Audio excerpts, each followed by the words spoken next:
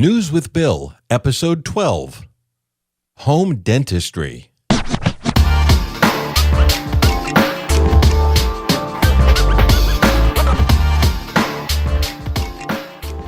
Hi, and welcome back to News with Bill, where I tell you all about the weird, odd, and bizarre news stories that you won't believe are true, and in a lot of cases, you'll wish they weren't. Well, nothing new to report, so I figure, what the heck, let's just get right on with it, because there's no time like the present, right? So, here we go. First up today, a valuable lesson, I think: don't leave your child with just anyone. So, a Pasco County, Florida woman was accused of child abuse after a 4-year-old boy under her care was found covered in bruises and with Xanax and NyQuil in his system. According to an arrest report from the Pasco Sheriff's Office, 31-year-old Brianna Snigowski was responsible for the child's well-being when he was rushed to the hospital on October 9th. Deputies said the child was going in and out of consciousness and had multiple visible injuries, including bruising and scratches on his head, neck, and back. The boy told deputies that Snigowski allegedly had shoved him into the edge of a bathroom counter because she was mad at him. The victim also reportedly told detectives that Snigowski hit him several times while Daddy wasn't home.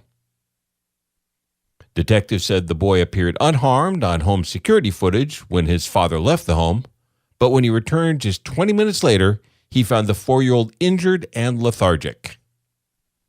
According to the arrest report, a toxicology test showed the boy had, quote, a significant amount of NyQuil and Xanax in his system. Snigowski allegedly admitted to giving the child NyQuil and being irresponsible with how she stored her Xanax prescription and left it within his reach. She denied administering the medication to him. Snigowski was arrested and booked into the Land O'Lakes jail on one count of child abuse. And, well, this is another sobering story to start this episode off with, and all I can say is this lady deserves the harshest possible punishment for endangering that child's life. In fact, in my opinion, she deserves more than that. She needs to be released into the general population with word out that she harmed a child, and let's just let nature take its course from there. The Great Coma versus Corpse debate. The family of a 35-year-old man who died in April of last year due to COVID-19 had been living with his body ever since, thinking he was only in a coma and would eventually wake up. Vimlesh Sonkar, a young income tax officer in Ahmedabad, India, don't ask me to say that again, was admitted to Moti Hospital on April 19th of 2021 and pronounced dead only 3 days later after becoming infected with the coronavirus. A death certificate was handed to the man's family, but they refused to believe that he had passed away, and instead of giving him last rites, they took his dead body home and cared for it as if he would eventually wake up. The man's mummified remains were discovered a few days ago when a team from his workplace was sent to investigate his long-term absence. The chief medical examiner of Kanpur, Alok Ranjan, stated, quote, the person had died on April 22nd, 2021, during the second wave of COVID. He had bilateral pneumonia. After he died, he was taken to a local nursing home where he was declared dead. A death certificate was also issued where the cause of death was mentioned as bilateral pneumonia. Now, it's unclear why the family didn't want to accept the fact that Vimlesh had passed away. The Times of India reported that they took his body to another hospital for a second opinion. And even when doctors there confirmed his death, they still took his corpse back home and treated it like a coma patient who might wake up one day. Sonkar's family lived with his dead body in the same house for over a year. Actually, over a year and a half when you count the months. They genuinely thought that he was in a coma and would one day wake up. His wife, his parents, His brothers and their families, all of whom lived in the same house, took care of him, cleaning his body and changing his clothes daily. A police officer told reporters, whenever his office asked the family about his whereabouts, they said Vimlesh was ill. The family also brought in oxygen cylinders and told locals that he was in a coma and was being treated at home. They were convinced that he was alive and would get better. The body was discovered by a team sent by his office to check on why he'd been absent from work for so long. Now, despite the care provided by members of his family, the 35-year-old man's body had deteriorated severely since his death, with one witness describing it as a mummy with the flesh dried up on the bones. That didn't seem to give the family any clues, though. Police were notified about the situation, and Vimlesh's body was once again taken to a hospital where his death was once again confirmed. After this, his family finally agreed to have his body cremated. Since there was no crime committed, there is no legal action taken against the family. Now, I understand that denial is a stage of grief and all, but at what point does the horrific smell of a decaying human body give the people a clue? I guess maybe since he didn't complain or eat much, they just couldn't be bothered.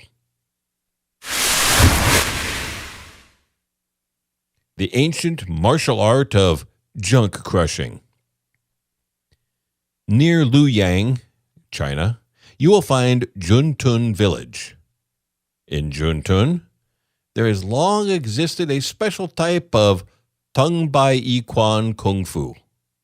This martial art focuses on striking sensitive parts of your own body to strengthen them until you feel no pain.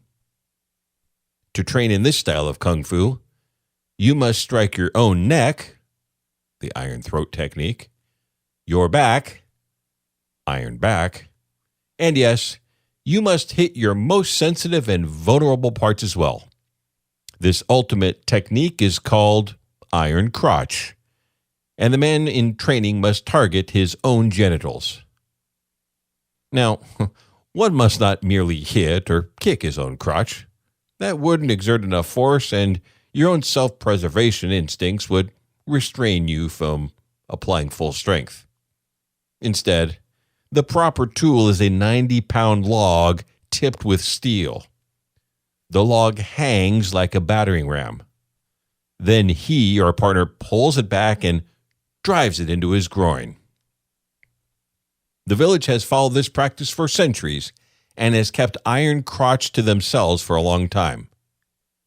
They finally sought publicity a few years ago out of fear that the tradition may otherwise die out. When Reuters visited Juntun in 2020, only 5 people were well-versed in iron crotch, while historical records documented upwards of 80 experts practicing it at once in the past. Naturally, some might fear permanent damage by such powerful repeated genital trauma. 65-year-old practitioner Li Wang, yes, that's his real name, insists that once you're used to it, it's totally painless, and it leaves no lasting damage to the reproductive system. Now, while I have not consulted with any medical professionals about this story, I can say that despite having swung a log at his testicles throughout his adult life, Wang has managed to father 2 children. Now, personally, I just can't wrap my head around doing this. I mean, that first time you're telling someone, go ahead and let the log go, has got to be stressful to say the least. These people are nuts. Man smuggled pythons in his pants. According to federal prosecutors, 36-year-old Calvin Bautista could face up to 20 years in prison for smuggling Burmese pythons over the U.S.-Canadian border in his pants. The Queens, New York man has been charged with smuggling goods into the U.S. after it was discovered that he had 3 pythons in his pants when he arrived at the Champlain port of entry in New York. He'd come across the border from Canada in a bus, and it's not clear where he got the trouser snakes. If found guilty, He faces up to 20 years in prison, 3 years of supervised release, and a $250,000 fine. Investigators said that Bautista did not have the proper permits to allow the transportation of the animals and had not received permission to do so. The snakes are listed as vulnerable on the threatened species list maintained by the International Union for Conservation of Nature. Burmese pythons are considered injurious to human beings by the Secretary of the Interior and have been known to grow up to 16 feet in length. And I can only imagine that they have the potential to be even more injurious when shoved down your pants.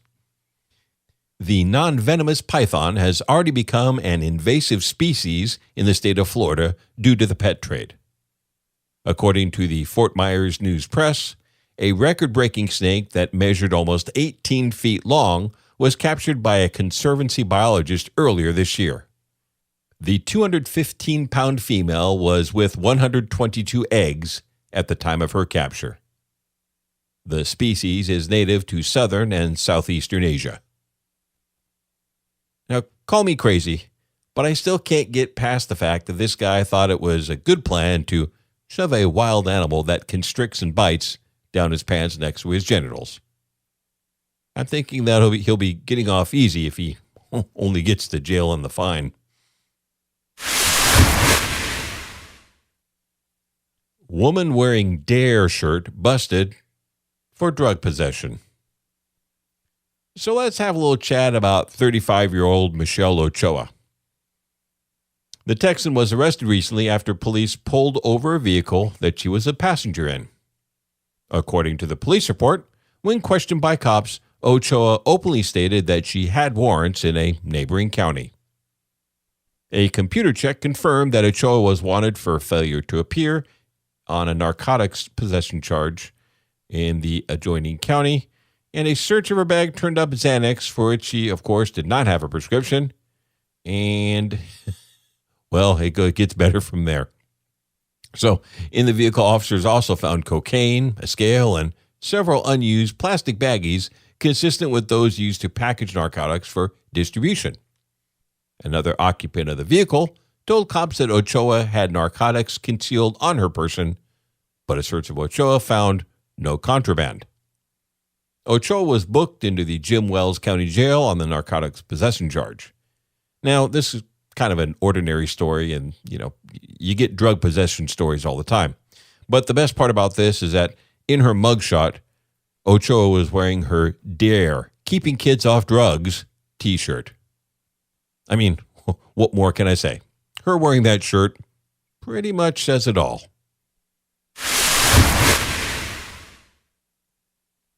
Teens murdered teacher over poor grades.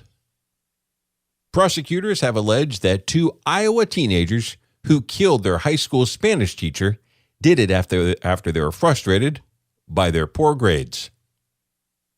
Court documents filed allege that teens Willard Miller and Jeremy Goodale murdered 66-year-old Nohema Graber at their school in Fairfield, with evidence showing that they plotted the murder due to their poor performance in Graber's Spanish class. They said in part, quote, "The poor grade is believed to be the motive behind the murder of Graber, which directly connects Miller."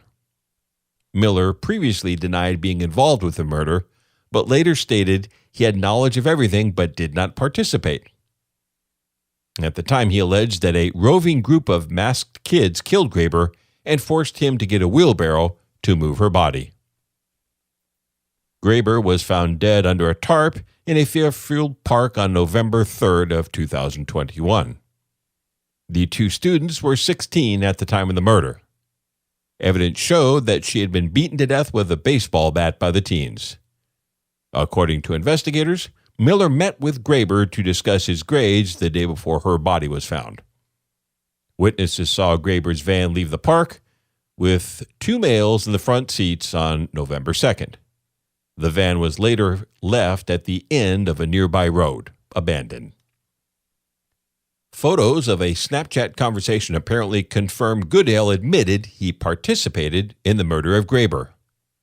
The 2 suspects, now 17, will be tried as adults, and they are facing life in prison. Now, don't you think that instead of murdering their teacher, it would have been easier to, study? Woman paid to help astronaut return to Earth. A Japanese woman was somehow fooled into paying 4.4 million yen, which is about 30,000 US dollars, to help a quote-unquote Russian astronaut she had met online return to Earth from the International Space Station. This is one of those stories that I wasn't sure about, but it was reported by two of Japan's largest news outlets, Mainichi and the Kyoto News. So anyway, a 65-year-old woman from Japan's Shiga Prefecture fell in love with a man claiming to be a Russian astronaut and sent him 30 grand to help him get a ride back to Earth from the International Space Station. The unnamed woman apparently fell in love with this astronaut after they met on social media last June. They started texting each other through a messaging app called Line, and before long the man declared his love and promised to move to Japan and marry her. According to him, the only problem was that he was aboard the International Space Station and couldn't afford to come back to Earth. The woman said that the stranded Russian astronaut told her that he needed money to pay for a rocket home and its landing fees. She trusted him at first, especially since he seemed very familiar with space agency acronyms like NASA and JAXA, JAXA being the Japan Aerospace Exploration Agency. He even had some photos of the ISS on his Instagram account. The woman sent her online lover a total of 4.4 million yen, as I mentioned, on 5 different occasions, but finally ended up telling police about him after he kept asking her for more money. The police were surprised to hear her story, especially that the woman believed in this mystery astronaut. There is no word if they were able to identify or apprehend this guy, or if they're going to have to wait for him to return from outer space. Man has been pulling his own teeth out for over a decade.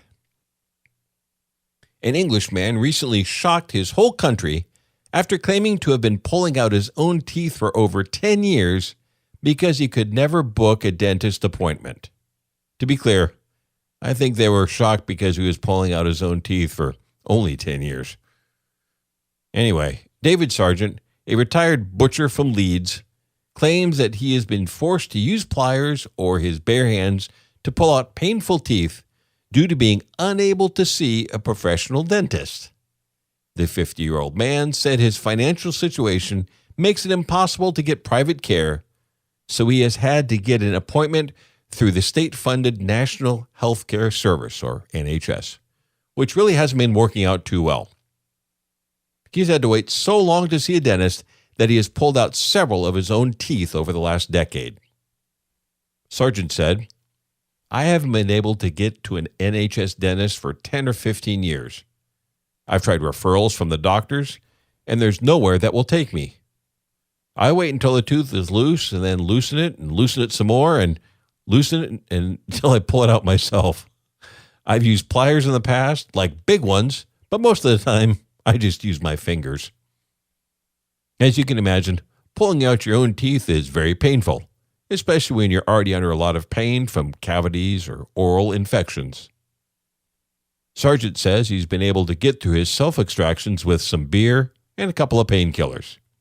He said, "I have a couple of beers and fill myself up with ibuprofen and out it comes. Next morning there's a bit of blood. It doesn't feel very good. At the end of the day, I'm having to pull my own teeth out when I should have somebody looking after me." The case recently went viral in the UK, and it brought the state of the NHS-funded dentistry system into the spotlight. That situation is now worse than ever, with thousands of NHS dentists having quit during the pandemic in order to go fully private. Now, I'm a little bit of a dental phobe to begin with, to be honest, so this is a big no for me. I mean, what gets into somebody's mind and makes them think that this was even a semi-good idea? I mean, sometimes, especially in this case, you just need to suck it up and wait for your turn like everybody else. Cobra dies after being bitten by an 8-year-old boy. An 8-year-old boy named Deepak was playing in his backyard in India when he was attacked by an adult cobra. The cobra latched onto him while he was playing outside his family home and wound its body around his arm before rearing back and biting down to inject its deadly poison. Deepak shook his arm but couldn't release the reptile, so he decided to go snake style on the snake, and he sank his teeth into it, successfully killing the animal. Deepak told the New Indian Express, quote, "The snake got wrapped around my hand and bit me. I was in great pain. As the reptile didn't budge when I tried to shake it off, I bit it hard twice. It all happened in a flash." Deepak's parents rushed him to a nearby medical center to get treatment for the bite. He was kept under observation, and the doctor discovered that Deepak sustained a dry bite, meaning the cobra did not release any venom. So, snakes use venom to kill their prey or in fighting off dangerous predators. Dry bites, I guess, are often delivered when the snake is trying to warn or scare off animals rather than kill them.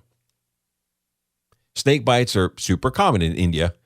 A recent study revealed more than 85% of worldwide snake bite deaths in 2019 occurred there.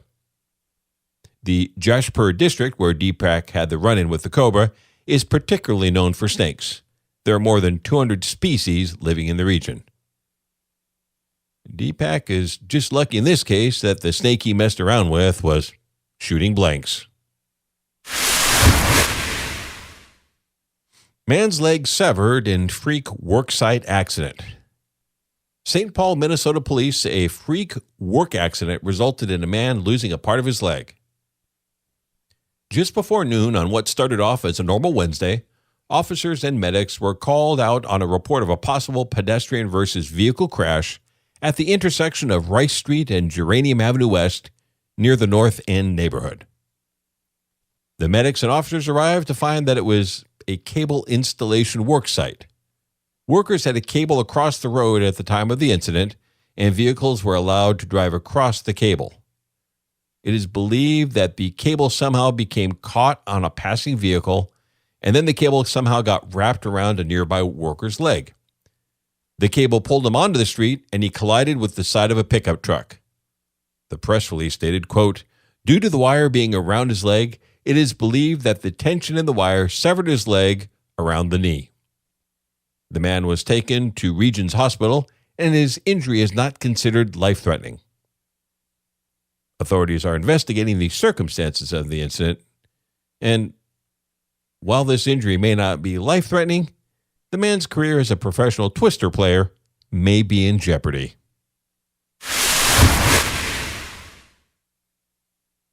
Back in Florida again, with Florida suspect claimed free pass on meth. After a sheriff's deputy found an uncapped syringe and a crystal substance among his belongings, a Florida man demanded that the cop call the FBI and the local police since he was, quote, allowed to carry methamphetamine. Robert Lawson, 50, was questioned after he was spotted loitering near a wooded area in Clearwater. During this consensual encounter, Lawson reportedly gave police permission to search him and his bags. According to the arrest report, the search yielded a small baggie containing a crystal substance which tested positive for methamphetamine, as well as a used and uncapped syringe with a brown liquid residue inside.